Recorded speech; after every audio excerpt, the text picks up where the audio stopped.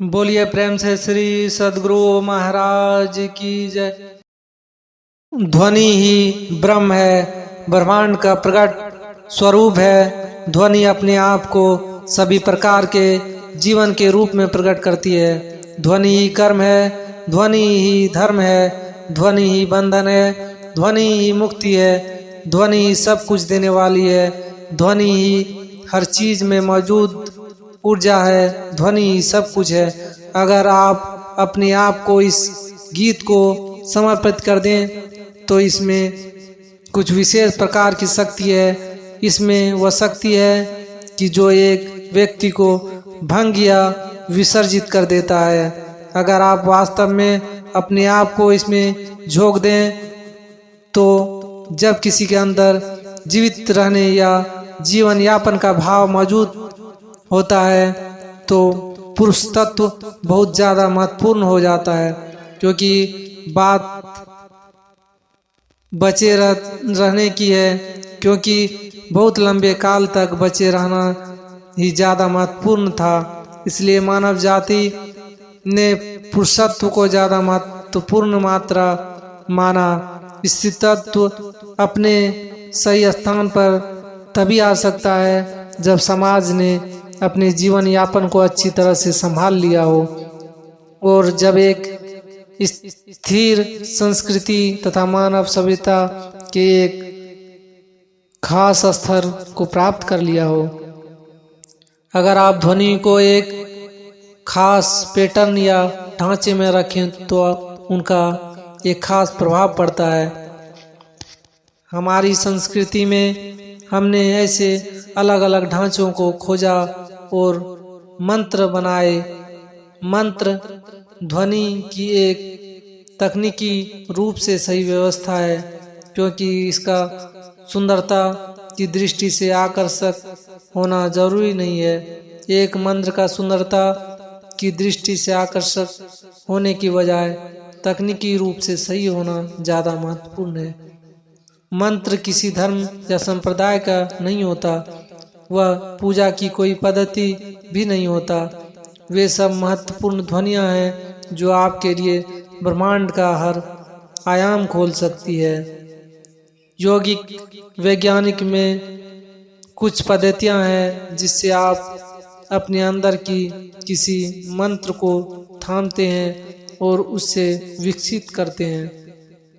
बहुत से योगी अपना सारा जीवन बस अपने अंदर की एक ही मंत्र को विकसित या सिद्धि करने में लगा देते हैं। तो मंत्र कोई ऐसी वस्तु नहीं है जो आप कहते हैं, मंत्र वो है जो आप बनना चाहते हैं। अगर आप स्वयं एक चाबी की तरह हो जाएं तो इससे आपके जीवन और आपके अंदर जीवन का एक नया आयाम तथा अनुभव खुल जाएगा।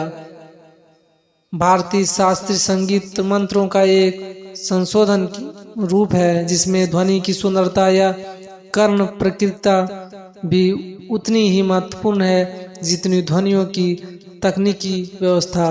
संगीत ध्वनियों की एक ज़्यादा सुधारी हुई है, लयबद्ध और समरस व्यवस्था है।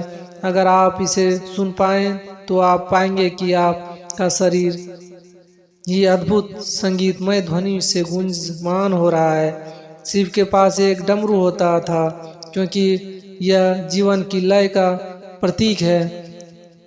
किसी भी वस्तु में से जो भी ध्वनि प्रकट होती है उसकी एक विशेष लय होती है। अगर हर ध्वनि में एक लय होती है तो निश्चित ही उस कंपन में, उस गुंज में भी एक लय होगी जिसमें से वह ध्वनि निकलती है। प्रकाश और अहंकार, ध्वनि एवं मौन, प्रसन्नता एवं दुख, ये सब हमारे अंदर ही होते हैं। हर एक मानवीय अनुभव अंदर ही होता है, कभी भी हमारे बाहर नहीं होता। अपने अनुभवों के आधार हम खुद हैं। इस वजह से हमने मानवीय शरीर के कुछ आयामों को पहचाना जो ध्वनि के प्रति संवेदनशील होते हैं। अगर आप जानते हैं कि ध्वनियों का प्रयोग कैसे करें तो ध्वनियों की एक उपयुक्त व्यवस्था अद्भुत काम कर सकते हैं। योग में इस मानव शरीर को 5 कोषों या सतहों का बनाया हुआ देखते हैं। मय कोष, मनोमय कोष, प्राणमय कोष, विज्ञानमय कोष तथा आनंदमय कोष। प्राणमय कोष या ऊर्जा शरीर बहुत महत्वपूर्ण है। इसमें 72,000 नाड़ियां होती है जो ऊर्जा मार्ग है, और इसमें से होकर ऊर्जा सारे शरीर में बहती है।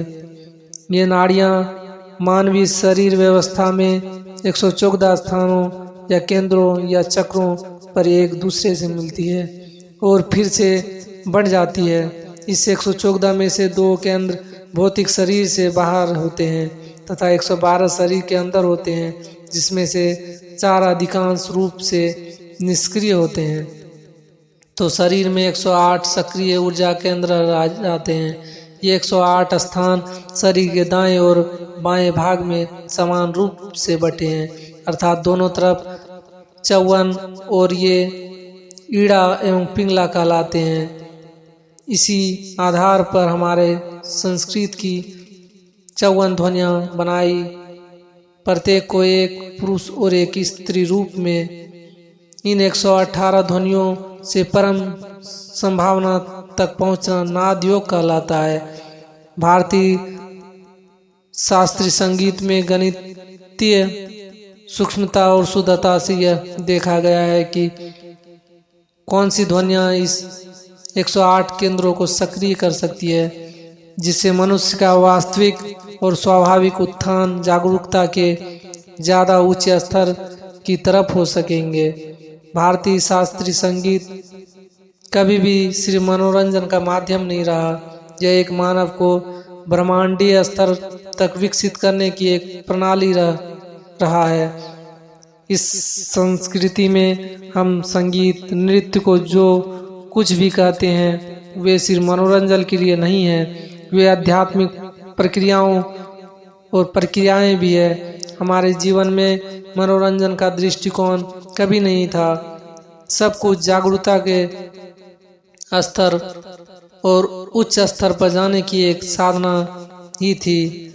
इस 108 ध्वनियों का प्रयोग करके मानवीय सिस्टम को सक्रिय करना तथा इससे इसकी ऊंचाई और उच्चतम संभावना तक उठाना नाद योग कहलाता है।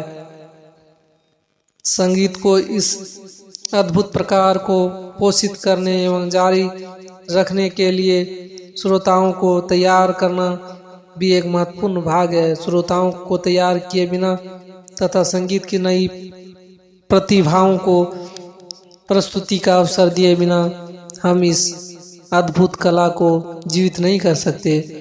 यह एक अद्भुत मार्गों में से एक है जिससे होकर हम अपनी सीमाओं से ऊपर उठ सकते हैं तथा एक परम संभावना तक पहुंच सकते हैं। यह करने के लिए कई मार्ग हैं, पर भारतीय शास्त्रीय संगीत एक बहुत ही अद्भुत और सुंदर मार्ग है।